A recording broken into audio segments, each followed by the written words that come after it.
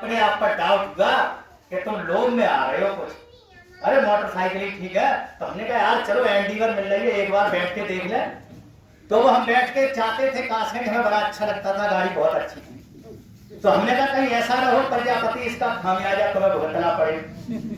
तो वो मालिक ने क्या किया, 1 महीने बाद हमारे बर्मा जी ने हमें बहुत समझाया कि अध्यक्ष जी तो मोटरसाइकिल पे ही ठीक हो, कहाँ एंडीवर में भागते हो। तो हमने कहा वर्मा जी यार मिल जाती है तो बैठ ले दो, कोई दिक्कत नहीं है, देख लेना, आपके हमें सब कुछ नहीं, क्योंकि हमारे विश्वास पर। एक दिन फोन किया अचानक, बोले अध्यक्ष जी तहसील काशमेट आ जाओ। भाई क्या हो गया। अब हम तहसीलदार यादव था और वो भी यादव थे, हमें सब जानते थे। बोले हम तहसील का घेराव करेंगे। हमने बात तो बताओ। अरे वो हमारे यहाँ कुर्की लेके आया है इंस्पेक्टर सोर, और उसने हमारे यहाँ नोटिस चिपका दिया, हमारी जमीन पर कब्जा कर रहा है। तो हमने कहा ठीक है भाई, आदमी तो अच्छा लगता है। हम गए साहब, मोटरसाइकिल से पहुंच गए, वो 2 गाड़ी भर कर तहसील बैठे, और जब तक हम नहीं गए तब तक आगे नहीं बढ़े। जैसे ही हम बढ़े तो तहसीलदार ने कहा कौन आएगा, संजय प्रजापति। वो बाहर निकल गए, अध्यक्ष जी मैं आ रहा हूँ। वो कुर्सी छोड़ के अपने बाहर आ गए हम लोगों में। अब जैसे ही वो बाहर आए तो दिनेश ने उनके साथ अभद्रता करना शुरू कर दी, तहसीलदार। तो मैंने कहा सुनो, अगर अधिकारी सम्मान से आया है तो हम सम्मान करना जानते हैं, अगर इतनी दम थी तो हमसे पहले इसको कुछ कर देते। अब आप अभद्रता करेंगे तो मामला बिगड़ जाए। हमने अधिकारी से अभद्रता नहीं करने दी। तब तक फिर पुलिस पहुंच गई उनके यहाँ। तो वो कहेगा मतलब कि पहुंच गई पुलिस। तहसीलदार तुमसे बात कर रहे हो तो वो पुलिस घर भेज दी। तो मैंने कहा यार तहसीलदार ये क्या ड्रामा है आपका, एक तरफ पुलिस भेजते हो एक तरफ हमसे बात करते हो। बोले अध्यक्ष जी एक बार आप इंस्पेक्टर से बात कर। उसने नंबर लगा के दे दिया, मैंने इंस्पेक्टर से बात की। तो इंस्पेक्टर ने कहा अध्यक्ष जी नमस्कार, कि आप तो बहुत भले आदमी और भले लोगों की सेवा करते हैं, भले लोगों की मदद करते हैं, लेकिन आप गुंडा, बलात्कारी, भूमाफिया, दबंगों की मदद कब से करने लगे। तो मैंने क्या कह रहे इंस्पेक्टर साहब कि आप आइए थाने, मैं इनका पूरा इतिहास दिखाता हूँ। मेरे पैरों से जमीन खिसक गई।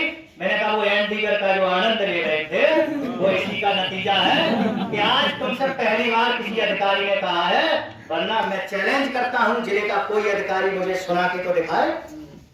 मैंने कहा मैं आ रहा हूं इंस्पेक्टर साहब, जरूर आऊंगा। तो ये बोले वहां घेरा होगा, थाने में कुछ नहीं होगा, आज से आप हमारे संगठन के सदस्य नहीं है।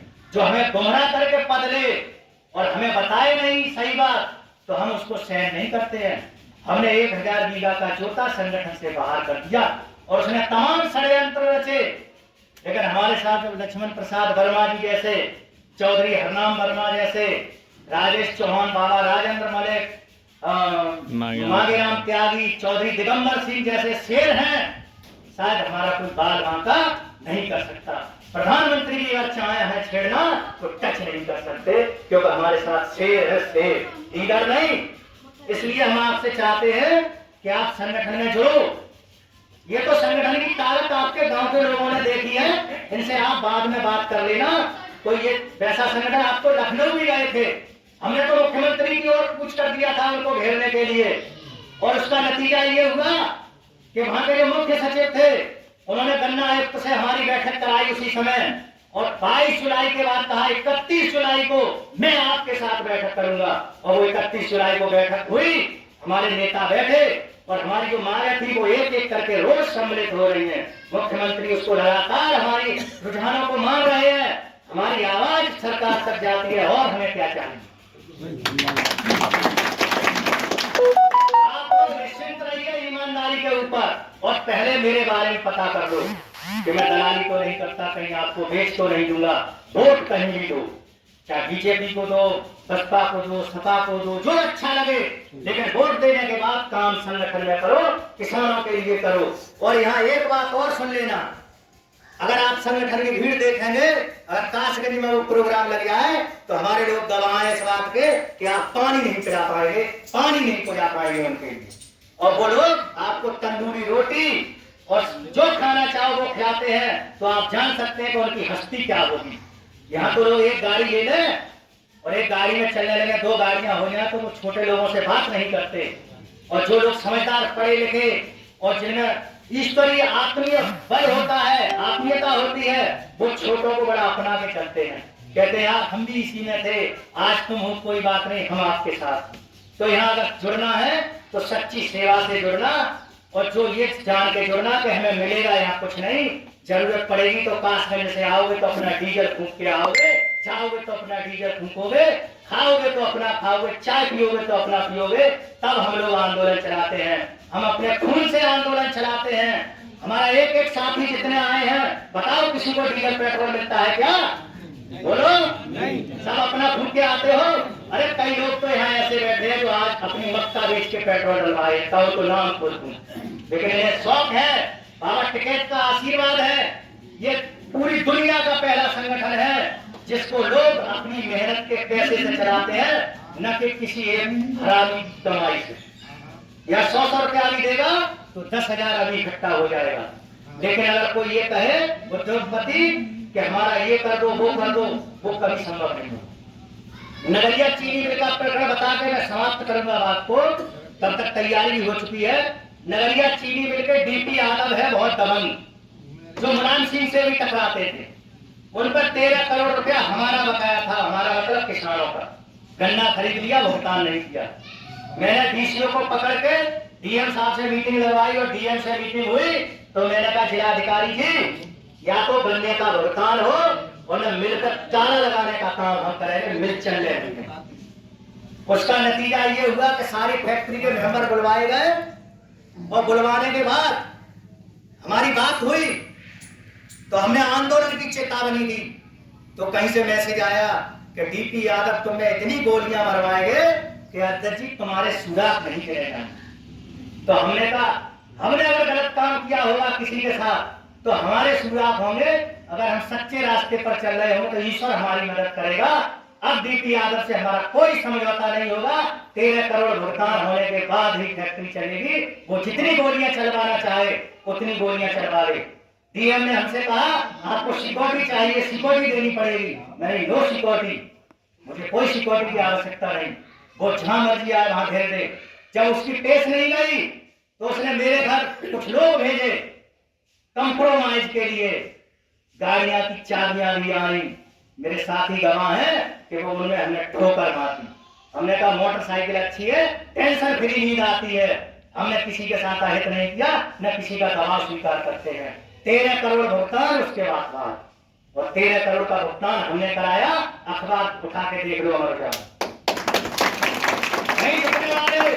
और फैक्ट्री में जब हमसे कई बार कहा मैंने, दिनेश मैनेजर की गाड़ी को मैं घर छोड़ने गई कि नहीं, फैक्ट्री की जो सीधे मुंह बात नहीं करते किसानों से।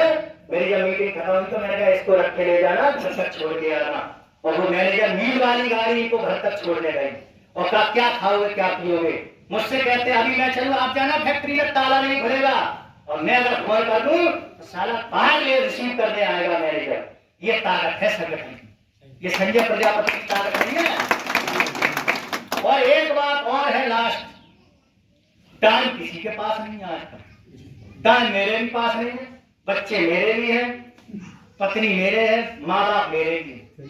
लेकिन मेरा एक रुझान है, मैंने एक रूटीन बना रखा है कि 4-5 एकड़ जमीन है। मेरे साथ इस बात के मेरे गांव के गवाह हैं कि सारी खेती अपने आप करता हूँ, कभी बटाई पे नहीं देता, डेली देखने जाता हूँ, अगर लेबर लगे लेबर लगाता हूँ, सारी मेंटेन करता हूँ, क्योंकि खर्चे मेरे उसी से चल रहे हैं। तो मैं चाहूं तो टाइम नहीं निकाल सकता, क्योंकि बच्चे मेरे, कोई अलीगढ़ पढ़ रहा है, कोई एटा पढ़ रहा है। लेकिन मैंने ये मन बनाया, ईश्वर से प्रार्थना की है, हे परमात्मा अगर मैंने जीवन लिया है तो इस जीवन का कुछ समय गरीबों के लिए ऐसा मेरा बुद्धि बनाए रखना कि मैं गरीबों के लिए काम करता रहूं। और यही मैं आप सबसे चाहता हूं।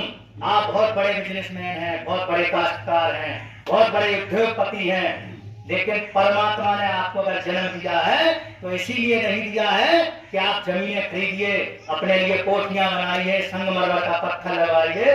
लेकिन जो गरीब झोपड़ियों में रह रहा है, जिसका शोषण होता है, जिसको अधिकारी फटकार देते हैं, दुत्कार देते हैं, जिनकी कोई नहीं सुनता, उनके लिए आप थोड़ा अपना समय निकाल के उनका भला करिए। आपकी प्रॉपर्टी भी बढ़ेगी, संपत्ति भी बढ़ेगी और मान सम्मान भी बढ़ेगा। उसके लिए आप बस ये करिए कि 1 महीने में 30 दिन में वैसे मैं 26 दिन आपको देता हूं, और अगर ज्यादा जरूरत है, ज्यादा आपको दिक्कत है, तो मैं 28 दिन आपको देता हूं, लेकिन 2 दिन मुझे अपनी मर्जी के दे दो, मेरी मर्जी के।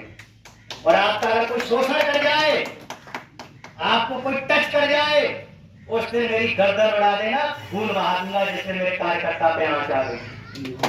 लेकिन आप उठा के ये वचन देना होगा, आपको अगर संगठन चलाना है और गरीबों की सच्चे मन से सेवा करनी है, तो दोनों हाथ ऊपर उठा के ये कहो कि मैं 2 दिन आपकी मर्जी के दूंगा, तब मैं यहाँ से संतुष्ट होके जाऊंगा। बताइए कौन कौन सहमत है? दोनों हाथ ऊपर उठा के। हमारे वर्मा जी सहमत नहीं है। दोनों हाथ ऊपर उठा के कहो 2 दिन कम से कम। भाई फोटो देख, हाथ ऊपर करेगा ऊपर, इधर से। जय जवान। ठाकुर राजा सिंह चौहान जिंदाबाद जिंदाबाद। ठाकुर राजा सिंह चौहान जिंदाबाद जिंदाबाद। हरनाम सिंह वर्मा जी जिंदाबाद जिंदाबाद। हरनाम सिंह वर्मा जी जिंदाबाद जिंदाबाद। संजय प्रजापति जिंदाबाद जिंदाबाद। संजय प्रजापति जिंदाबाद जिंदाबाद। हरविंदर सिंह मलिक जिंदाबाद जिंदाबाद। हरविंदर मलिक जिंदाबाद जिंदाबाद। दिगंबर सिंह जिंदाबाद जिंदाबाद। दिगंबर सिंह जिंदाबाद जिंदाबाद। संजय प्रजापति जिंदाबाद जिंदाबाद। हरनाम सिंह वर्मा जी जिंदाबाद जिंदाबाद। राजा सिंह चौहान जिंदाबाद जिंदाबाद।